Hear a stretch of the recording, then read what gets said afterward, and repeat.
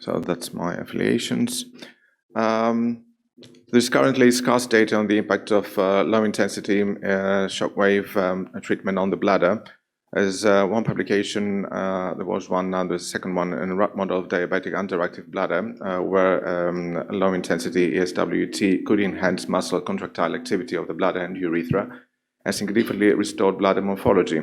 So in this experiment, we used a streptozotocin-induced diabetic rat model to investigate molecular effects of LISWT on the diabetic bladder, and we studied changes in genes associated with mechanosensation, inflammation, and contractile activity. Our hypothesis was that the treatment could reverse molecular changes induced by diabetes in the bladder. And we used, this is a very pilot study, we used 15 adult male Oyster albino rats randomized into 3 groups, one group of diabetic rats without treatment, a group of diabetic rats treated with low-intensity shockwave treatment, and a control group. Diabetes type 2 was induced by an injection of a single intraperitoneal dose of streptozotocin. 20 days after the induction of diabetes, each rat in the treatment group received the treatment. That was done by a specially designed shockwave probe for small animals by the company EC to deliver a total of 300 shockwave pulses at an energy flux density of 0.09 millijoule per square millimeter at 2 Hz in contact with the skin on the dorsal surface of the bladder. The procedure was repeated 3 times per week for 2 weeks, delivering a total of 1,800 shockwave pulses, followed by a 2-week washout period as previously described.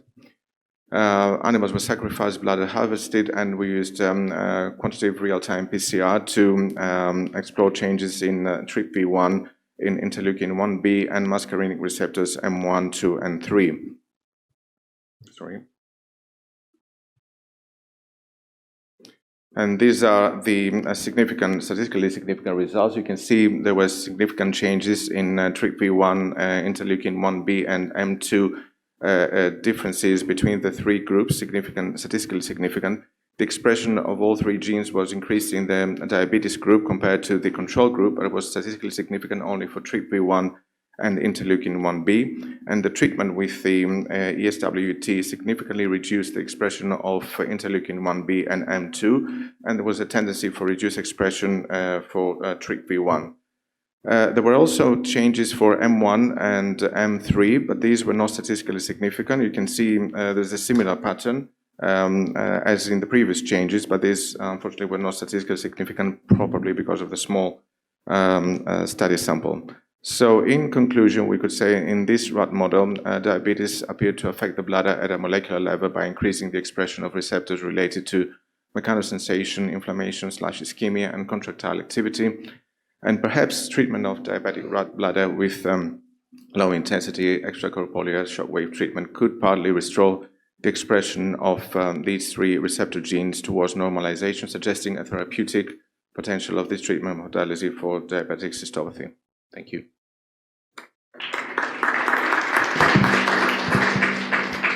Thank you. Are there any questions? Naoki?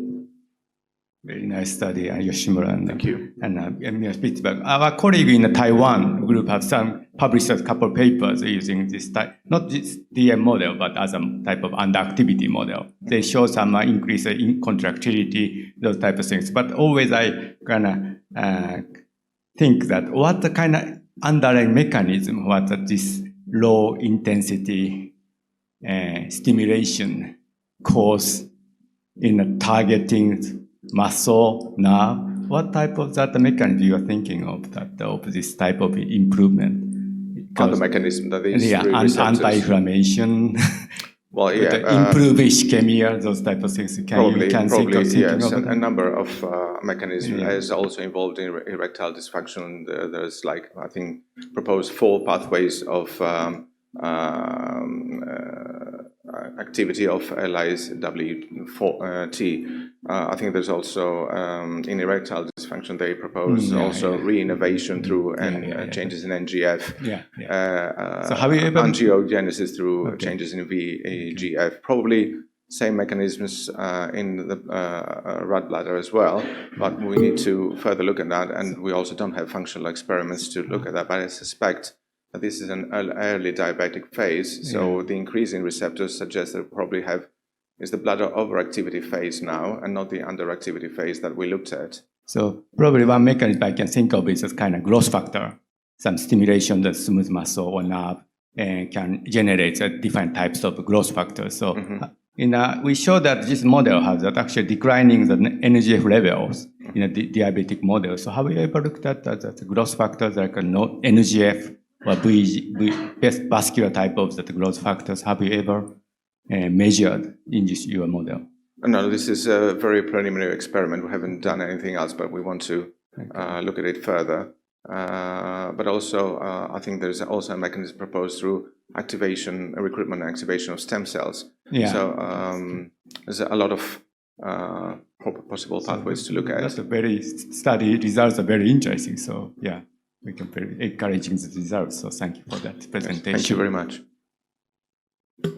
Yes, please. You said this is very early onset diabetes in this model. Is there any reason to suspect it may work clinically in people who've established diabetes and in clinical folk with non-diabetic chronic retention? Well, it will be interesting to look at a human study, but I'm not sure that we can get ethics for that, but we probably will try. Well, there's ethics for doing ED, so it should be doable. Okay. Why not? My name is Meng from Taiwan. Just a small question about the technique. When you're performing the shockwave treatment, were the bladders full or empty? Empty. Empty. Could I just ask you, it's just a new and very interesting model for micro-traumatization, as I understand you. Like we have vaginal rejuvenation by laser, and this could be a bladder rejuvenation in a way for the aging bladder. Do you know the short-term tissue effects? Have you got histological evidence? What happens there? I think it was we discussed that just some minutes ago. What actually happens in the morphological level in these tissues? We haven't started that yet, no. We probably will do in a future experiment. Yes. Does it change? I think there's some publication suggesting changes in inflammatory markers, especially in models of inflammation, cystitis. Yeah. Very interesting, I think. Thank you very much. Thank you. Yes, thank you.